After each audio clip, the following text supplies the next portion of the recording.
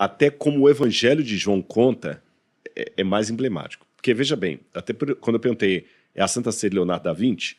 Porque, geralmente, se a galera em casa não souber, depois dá uma olhada no Google aí, coloca assim, Última Ceia Leonardo da Vinci.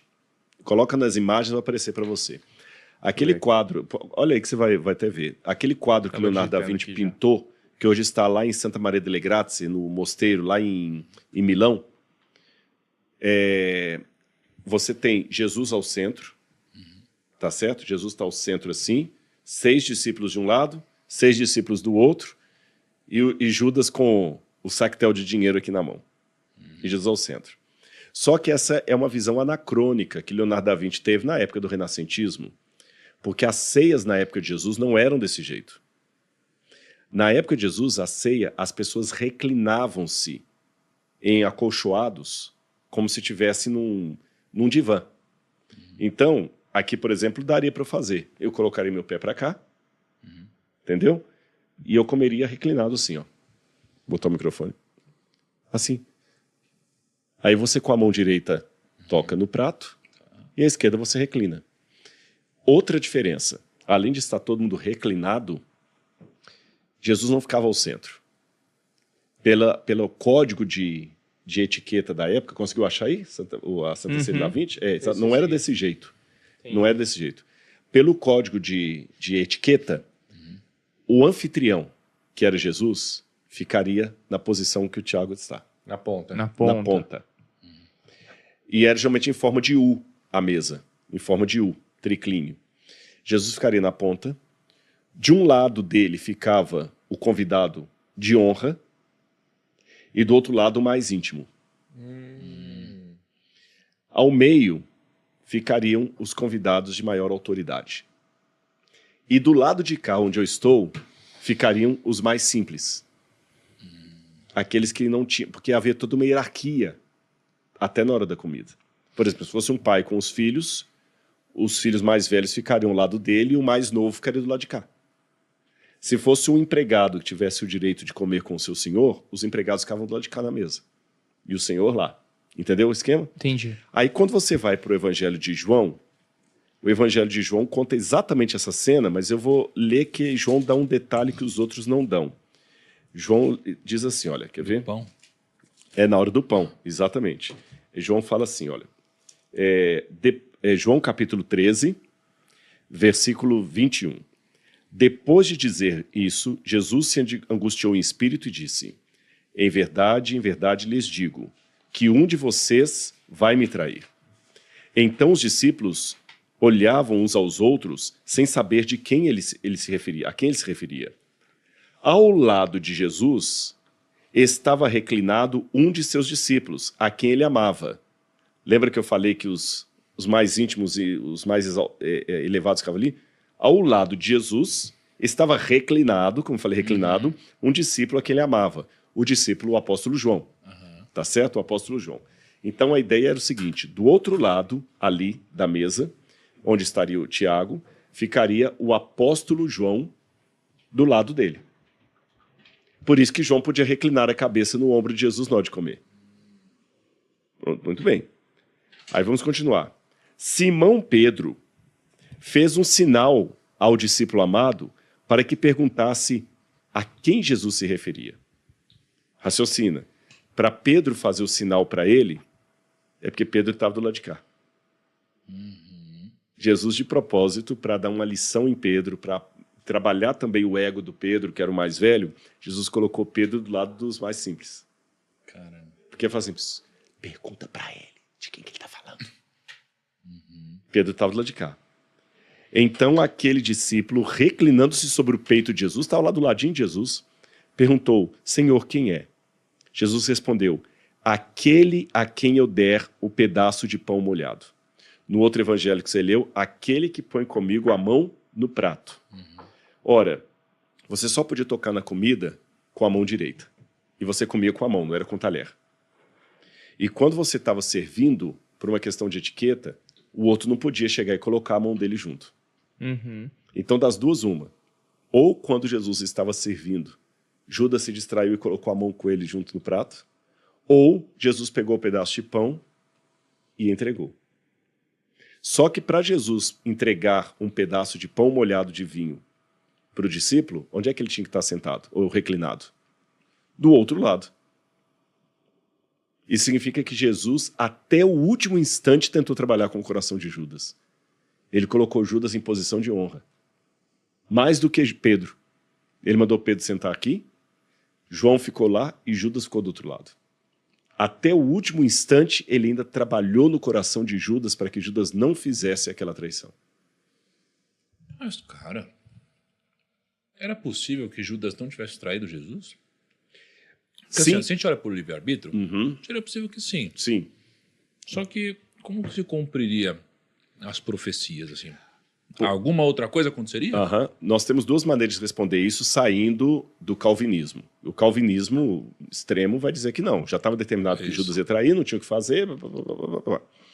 Quando digo babá, não é menosprezando o calvinismo, não. É só dando reticências, né? Eu, particularmente, não subscrevo a predestinação nem o calvinismo. Sou arminiano. Ou seja, eu acredito que nós temos o livre-arbítrio. Então, no livre-arbítrio, nós podemos responder de duas maneiras. A Bíblia falou que Jesus seria traído. Cabe a você escolher se vai aceitar esse papel ou não. Não precisa ser você. A Bíblia também fala que muitos vão se perder e vão para o lago de fogo e enxofre. Isso não significa que o Rodrigo tem que se perder e ir para o lago de fogo e enxofre. Porque a profecia dizia, muitos irão escandalizar, trair e tudo mais, e realmente vários judeus ali que estavam com ele, depois se voltaram contra ele pedindo Barrabás. Então, foi da parte de Judas escolher aquele papel. Repito o exemplo que eu dei. Muitos vão se perder e vão de cabeça para baixo para o lago de fogo e enxofre. Mas não está escrito na profecia que tem que ser Rodrigo. Então, se eu perder a minha salvação e escolher ir para o lago de fogo e enxofre, eu estou cumprindo a profecia, porque eu quis. A outra maneira que nós temos de responder a essa, que não é necessariamente excludente da primeira, é dizer o seguinte: Deus falou que Judas iria trair porque Deus já assistiu o filme antes. Eu sei que no Retorno de Jedi vai ter a cena assim, assim, assim, assim. Você sabe também, não é porque a gente escreveu o filme. Nós não somos o George Lucas. Ninguém escreveu o filme. Mas como é que você sabe que vai acontecer aquilo? Porque você assistiu o filme antes. Então Deus, na sua onisciência, ele já assistiu o filme antes e ele já sabia o que iria acontecer.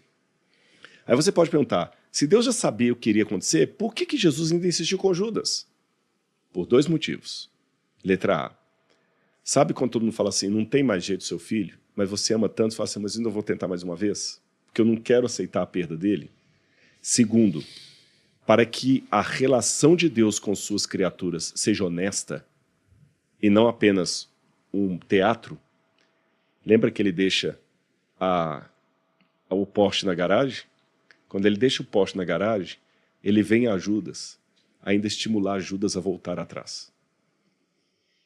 Ele estimula todos. Vamos, meu filho, vamos. Quando Deus faz uma pergunta honesta. Onde é que você estava, Adão? Ele deixa o Porsche na garagem para fazer perguntas honestas.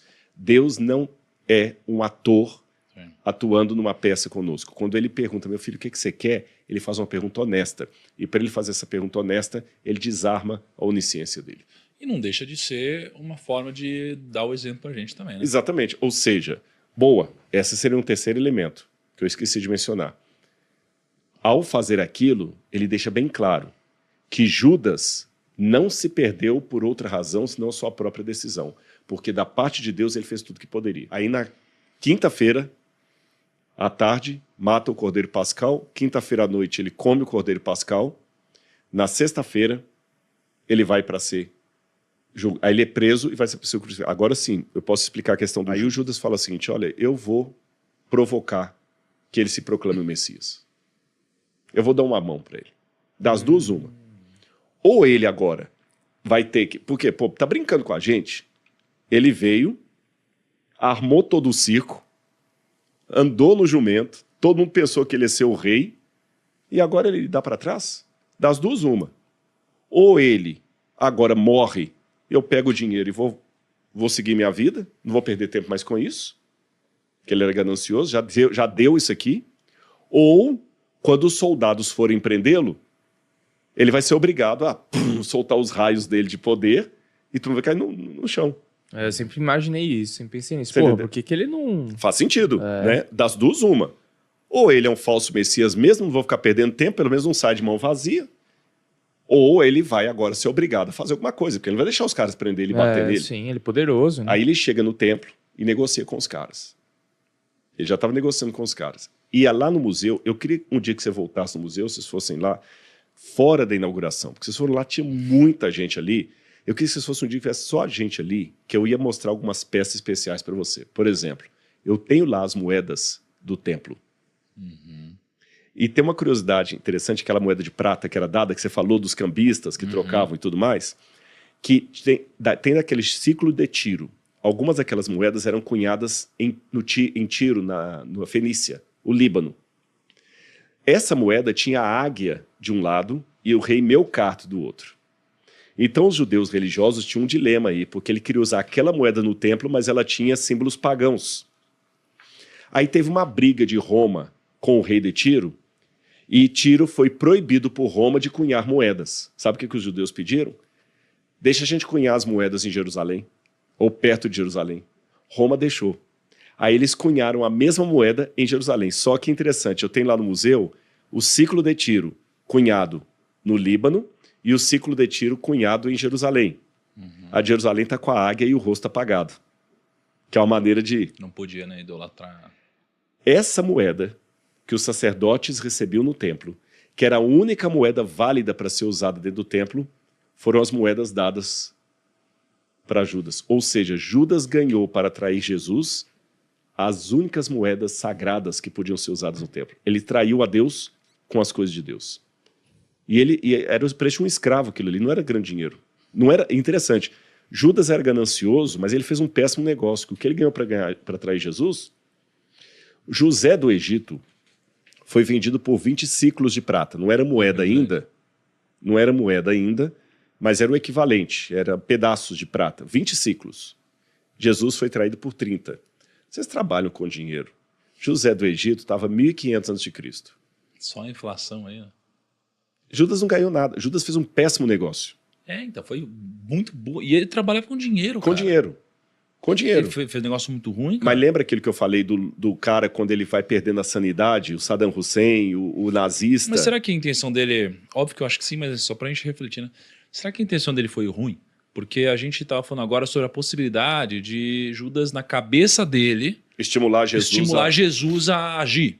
Sabe como você pega um filho e você deixa ele se ferrar um pouquinho, que é para ele aprender, para ele ganhar casca, para ele amadurecer, para ele, de alguma forma, agir, para ele pegar uma raiva e responder. Pô, porque foi tão barato, cara, que não é possível. Pô, como parâmetro, lá o perfume lá da casa de lado foi 300 moedas. Jesus por 30? Cara, não é possível. E era a pessoa mais procurada. Nos dias de hoje é como se fosse a pessoa procurada pelo FBI, pela CIA, por todo mundo. Ele já estava desdenhando tanto de Jesus que ele achava que Jesus já não valia aquilo tudo.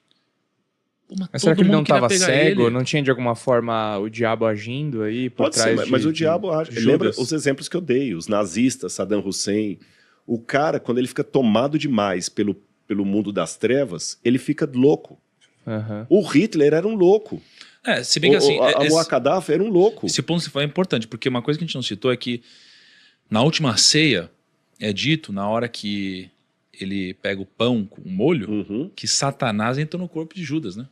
Então, Satanás entrou, realmente e ele saiu disposto a fazer o que ele tinha que fazer. Então pode ter Até ali ele estava na dor, ele estava lutando consigo mesmo. Tá. E Pedro também negou a Jesus. A diferença entre Pedro e Judas é que Pedro arrependeu amargamente, Judas não. E como é que foi o processo que você perguntou, né? Como é que foi? Ele tramou o seguinte, lembra que Jesus estava evitando lugares públicos. Ele sabia onde é que Jesus ia orar à noite. E o judeu, quando ia orar, até hoje os judeus usam talit, que é aquele pano que você coloca na cabeça para fazer oração. Além de colocar esse pano na cabeça para fazer oração, esse pano também era usado para proteger você quando estava na estrada, porque tinha poeira, vento, frio, estava meio frio aquela noite. Eu sei que estava porque Pedro estava se aquecendo lá na casa do sumo sacerdote quando ele negou a Jesus. Então estava frio. Jesus certamente estava orando com a cabeça coberta. Judas chegou com a milícia do templo, os guardas do templo, porque nem levou os guardas romanos, não. Judas levou os guardas do templo. Por quê? Jesus poderia ser confundido com outro no escuro. Imagina, a gente quer proteger ele. Dizem, não sei se é verdade, se é lenda urbana, que Saddam Hussein tinha sósias. Sim, é verdade. Que apareciam, porque ele sempre era jurado de morte, quase todo ditador tem sósia. Jesus também podia ter um disfarçado ali para prender o... Podia. E aí, pronto, era o pulo do gato, porque pensando com a cabeça dos inimigos de Jesus. Se a gente agora não consegue pegá-lo, ele dá fuga e não aparece mais. Eles não viam Jesus como alguém nobre que ia ficar. Eles pensavam assim, ele vai dar fuga. Então Jesus falou, não tem problema não, vocês vão comigo. Eu sei quem é ele, eu conheço pelo andar porque eu estou com ele há 3 anos. Quando ele me vir, eu vou chegar e eu vou cumprimentá-lo. E para cumprimentar era normal, até hoje é normal no Oriente, eu já fui cumprimentado com um beijo por homem. Quando ele gosta, você é amigo íntimo, você beija no rosto. Lembra o filho pródigo e o pai? Beijou no rosto?